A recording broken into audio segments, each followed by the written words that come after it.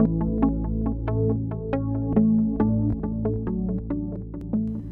this video, we're going to be going over alarm output settings on Elite Series recorders at the local interface. Go ahead and right-click, go to Main Menu, go to Event Settings, then go to Alarm Output. So at default, it's set to auto. What this will do is pull whatever trigger it's set to. Manual will override anything and engage it, and stop will turn it off.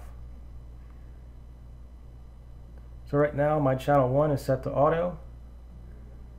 Then I'll go to Video Detect and enable Alarm Output for channel 1. So whenever this camera sees motion, it'll enable that alarm output. And right now I have a little fan hooked up to it on 12 volt DC power.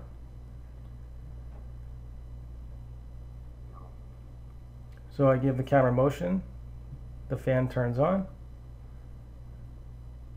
And those are the types of things you can do with the alarm outputs. Please visit our website at securitycameraking.com for more information. Thank you.